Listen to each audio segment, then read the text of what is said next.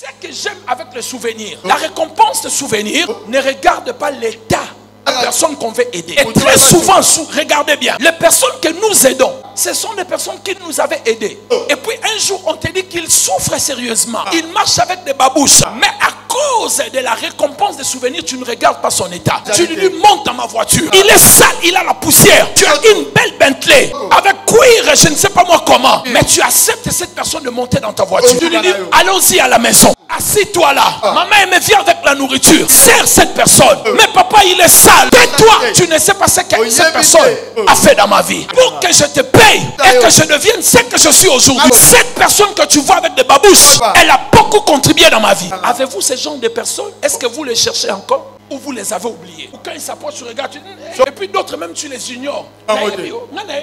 On se connaît, mais tu les connais. Avez-vous ce genre de personnes? Quand papa s'était fâché, tu es parti habiter chez eux. Quand on ne payait plus tes études, lui, il t'a aidé. Avez-vous encore ce genre de personnes? Est-ce que vous pensez à ces personnes dans vos prières? Est-ce que vous leur envoyez des messages de remerciement? Vous voyez comment nous sommes ingrats à Dieu, à la nature et à l'humanité. Et nous voulons que Dieu se souvienne de nous. Alors que nous avons oublié ceux qui nous ont aidés. J'aime bien la question de David. David ne pose pas la condition. Y a-t-il encore quelqu'un? Il ne dit pas s'il est intelligent. Il ne dit pas s'il est beau. Il ne dit pas s'il est élégant. Cherche-moi seulement quelqu'un tout court. Mais qu'il soit de la maison de Saul. À cause de ce que Jonathan avait fait, moi je vais le lui rendre. Qu'il soit fou, qu'il soit normal, qu'il soit beau, c'est ça la récompense des souvenirs. On ne regarde pas l'état de cette personne qu'on veut aider. On ne regarde plus sa qualité. On se dit je vais payer, je vais rendre ce que la vie m'a donné, ce que la destinée m'a donné, je vais rendre aussi à quelqu'un. Mais quand il pose cette question, on appelle un homme Tiba.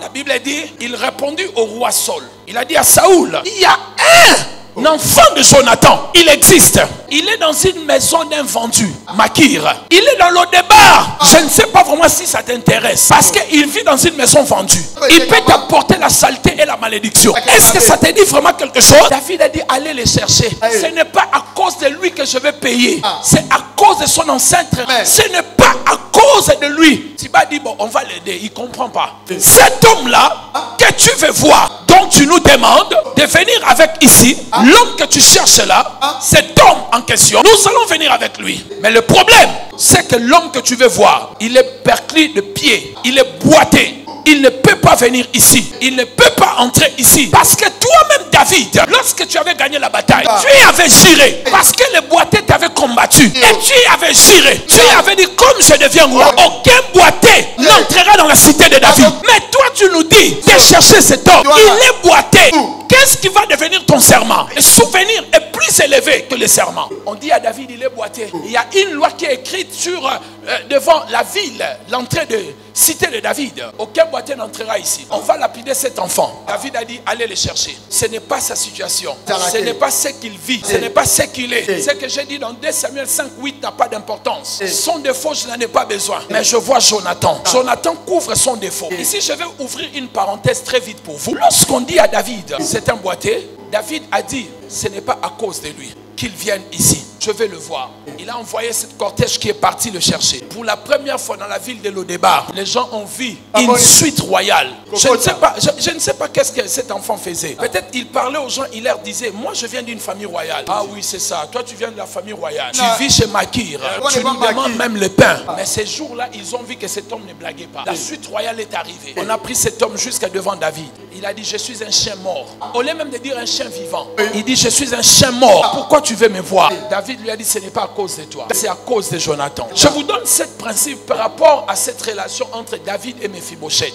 La vie de Mephibosheth avec David est comme la vie de Dieu avec le chrétien. Mephibosheth est un chrétien, David c'est Dieu et Jonathan c'est le Christ. Autrefois, Mephibosheth jouissait de privilèges royaux. Il mangeait avec le roi. C'est comme nous dans Adam. Nous étions proches du Père. On mangeait avec Dieu. Mais lorsqu'il est tombé, il a chuté, il a été exclu du palais royal. C'est comme quand Adam a péché. Il a été exclu. Mais par la mort de Jonathan, Jonathan avait traité l'alliance avec David. Ainsi comme le Christ a traité l'alliance avec Dieu. Nous les Mephibosheth, autrefois rejetés, maintenant David nous accepte. Qui est l'image de Dieu, accepte que nous rentrons encore dans le palais royal. Pas à cause de nous Mephibosheth, mais à cause de Jonathan qui avait traité l'alliance.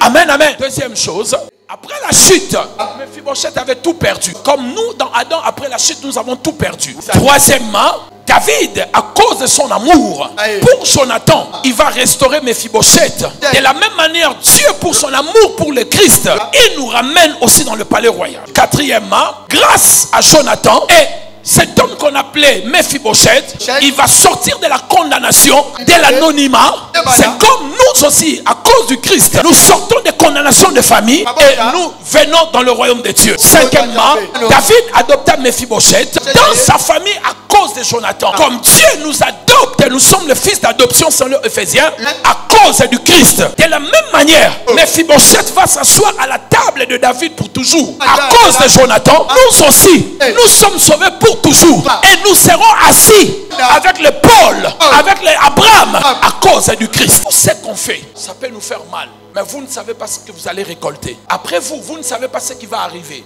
Laisser l'argent aux enfants, ce n'est pas une garantie. Nous savons, les enfants, les riches, les pères ont laissé l'argent. Ils ont tout gaspillé. Acheter des biens immobiliers. Ils vont même le vendre le jour où tu es mort. Ils distribuent l'argent, ils mangent avec des prostituées. Mais laissez une alliance pour vos enfants. Même quand vous ne serez pas là, l'alliance parlera. Jonathan était mort. Mais son alliance avec David a ramené son fils dans le palais royal. Vous voyez mes bien-aimés? Vous voulez que je vous dise une chose? Cet enfant était boité. 1. Il ne pouvait pas entrer dans la cité de David. 2. Il ne pouvait pas entrer dans la maison de David. 3.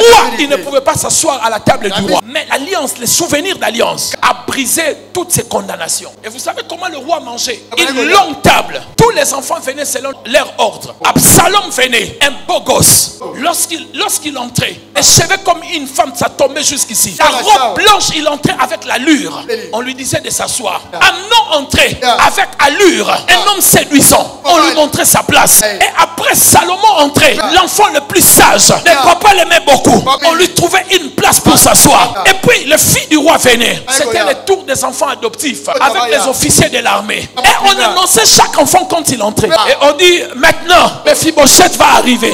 Il vient là comme ça. Il est là comme ça. Frère, la grâce te fera entrer dans un endroit où tu n'avais pas imaginé. Nous avons rencontré des gens. Nous avons prié pour des gens. En temps normal, on ne pouvait pas s'asseoir avec ces personnes. Mais à cause de la grâce de Dieu, nous les avons imposé les mains. Ils nous ont donné des offrandes. Ils nous appellent même des parents. Puissants de la grâce. Cet enfant venait. On l'attendait. C'est comme l'histoire de l'arche. Le lion venait vite. Les guépards venaient vite. Mais l'arche n'était pas fermée. Vous savez qui ferme l'arche? Noé fabrique l'arche. Mais il n'a pas la clé de l'arche. C'est lui qui a fermé l'arche. C'était Dieu lui-même. Ce n'était pas Noé. Ils peuvent fabriquer des choses. Mais ils n'ont pas les derniers mots. Les derniers mots de ta destinée est entre les mains de Dieu. On ne t'avait pas donné la chance. Mais te voilà aujourd'hui, tu as surgi. Aujourd'hui, on compte sur toi. Ils étaient des lions. Ils sont venus vite. Mais Noé a dit, les lions disaient partons. La goutte commence. Noé a dit, je n'ai pas la clé. C'est Dieu qui va fermer. La tortue venait doucement. Un pas après un pas. Un pas après un pas. Dieu a dit, on t'attend jusqu'à ce que tu entres. Ils ne partiront pas avant toi. J'ai dit qu'ils ne partiront pas avant toi. Si tu crois, dis amen 5 fois. Comment? Les frères de David, ils ont commencé à se présenter. Dieu a dit, ce n'est pas eux. Mais quand David est arrivé, la Bible dit, avant même qu'il arrive, la fête s'arrêta. Toutes les personnes qui avaient participé dans cette fête-là, la première condition était, allez vous sanctifier. Il devait se purifier pour rencontrer le roi. La seule personne qui ne s'est pas purifiée, c'était David. Il arrive, il entre. Le prophète dit, c'est lui qu'on attendait. Ce qui est à toi, personne ne le prendra. Ne te bats pas pour des choses. Ce qui est à ta destinée, aucun diable ne le prendra. Aucun démon de l'enfer ne le prendra. Aucun sorcier de ta famille ne le prendra. La vie de David est une vie mystérieuse. Quand tout le monde appelait Goliath géant, dans tout Israël, il est le seul qui n'a pas appelé Goliath géant. Quand il est arrivé, il a vu un géant. Il a dit, regardez cet incirconcis, je vais le tuer aujourd'hui. N'appelle pas ta maladie maladie. Ne dis même pas que c'est ma maladie. Oh, j'ai une maladie. Oh, j'ai l'estomac, mon estomac. Ce n'est pas à toi. Prends cela, mets ça à la croix. Et c'est là au nom de... Ce qu'il a dit, c'est ce qu'il a vu. Il ne l'a pas appelé géant. Et tous appelaient géant, il fuit. Lui, il a dit un circoncis. Aujourd'hui, tu vas tomber.